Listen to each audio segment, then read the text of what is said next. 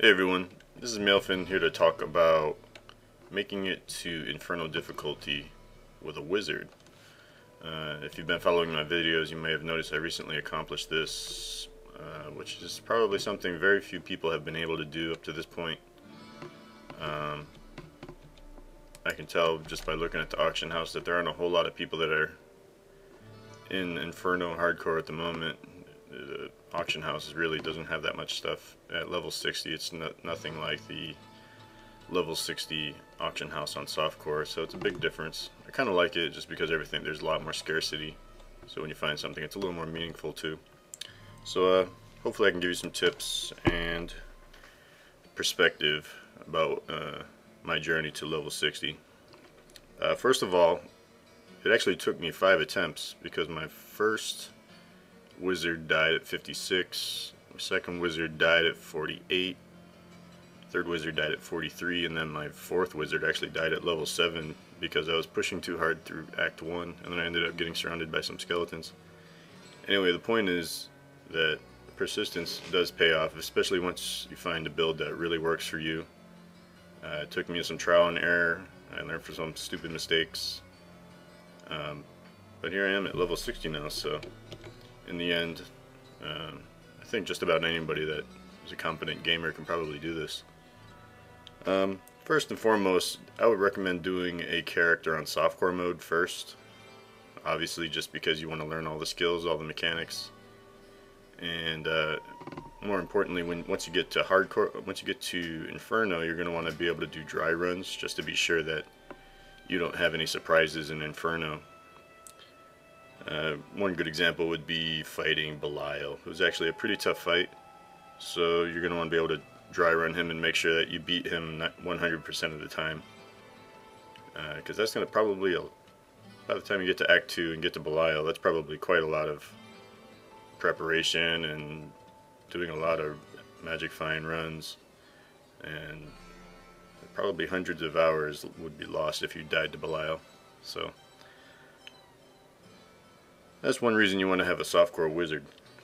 Let me talk a little bit about my skills, the skills that worked for me. And it's not really cookie cutter, I would say. I mean, I read the forums all the time, not just Blizzard's, but I also watch Reddit's Diablo subreddit. And I don't really see much discussion. Everyone knows the Hydra Blizzard combo is very popular, and then Hydra Arcane Orb is very popular with a signature spell, something like that. But I don't see a lot of people using mirror images for some reason. But it's actually a skill that is kind of the staple of my build here. So let me go skill by skill and talk about each one. Arcane Orb, it's 175% weapon damage, and it's a single target, well, actually a splash damage ability. And I use Tap the Source because it makes it a really cheap spell. And more importantly, I always use a two-hand mace, which is the slowest weapon available, which means that each Arcane Orb will do as much damage as possible. It makes my arcane power really efficient. So that's actually where most of my damage comes from. The rest of it comes from Hydra. So I put that on my left click, and it's really good. It does a ton of damage. On my right click is Teleport Fracture. This is really nice because you can teleport and then create a couple of mirror images, which is nice if you're retreating, or nice if you actually want to set up defensively and put a Hydra behind you and start firing some arcane orbs behind your mirror images. It can buy you a lot of time if you do it right. I find that using kind of hit and run technique with your arcane orb with your duplicates right in front of you works really well. So that's what I have on my right click. And then energy armor is almost mandatory at this point in 1.03, either force armor or prismatic armor. I use prismatic armor because if you're getting hit for more than 35% of your health at any point, you probably don't belong in Inferno at all. So I go with prismatic armor to buff up my resistances. Of course, the mandatory Hydra, which is in almost every build I've ever seen. Venom Hydra is super good. It's one of the few skills that you can use to attack around corners, attack through doors without any retaliation. You can use it to attack beyond a wall, which is actually really useful. It works even better if you can convince the enemy to somehow stand still, which is actually why I use Templar as my mercenary. So yeah, that one's super good. And those are really the only two damage skills that I use, Arcane Orb and Hydra. Now, mirror image duplicates. This is a skill I don't see a heck of a lot of people using, but I don't know why, because it is incredible. I mean, every time I use this skill, it just blows me away how good it is. I'm absolutely in love with it, and I'm kind of surprised it's not more popular. In fact, it's so good I don't even use run speed on my boots because I haven't really needed it at this point, up to this point. If I can get it later, I might go for it, but at this point I just don't even bother with run speed at all because kiting is not my primary strategy. It's more of a distract and attack kind of build. So a lot of times I'll cast my duplicates and then just kind of pick them off with Arcane Orbs and Hydra Venom. So that one is really good. I definitely recommend that. And then of course Diamond Skin, which is very common, very popular. Crystal Shell, which absorbs 21,000 damage. And as you can see, I have 3 defensive skills, so there's a lot of survivability, and at the same time you're able to attack pretty well too. I mean, I haven't had problems killing much in Act 1 in Inferno, and at the same time still have a lot of survivability. Combined with my passive skills of Blur, which decreases damage by 20%, melee damage. And then Evocation is super good. It's super good because it makes all 3 of your defensive skills that much shorter. The cooldown goes from 15. This one's 16, 15, and 15.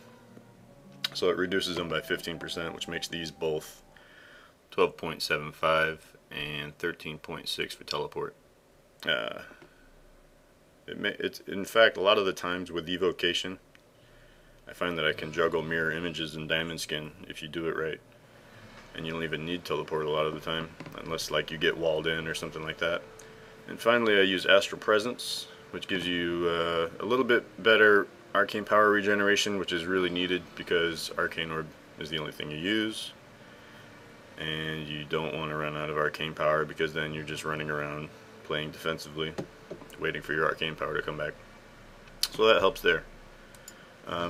I've considered other passive skills, but I don't really think anything else really helps to the extent that these do. I know Critical Mass is popular, but I'm not doing a crit build, so you gotta remember hardcore is a lot different from softcore. I read all the softcore posts and they're like, oh, circle jerking about, you know, damage and circle jerking about crit builds and all this stuff, but I mean, I only got 15k damage, which is actually ain't bad for hardcore. So those are my skills. One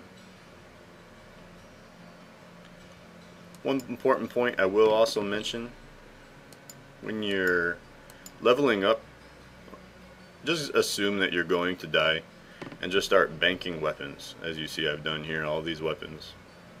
The last thing you want to do is like spend a lot of time looking for good weapons again, because if you can't find a good weapon, then you're going to be leveling up pretty slowly.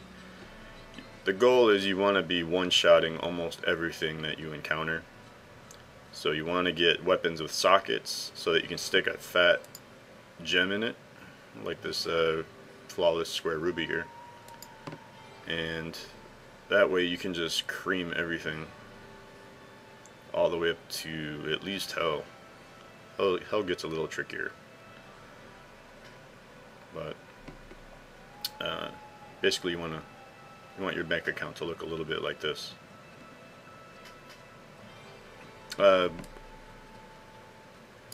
Some people have questioned, should I use Enchantress or Templar?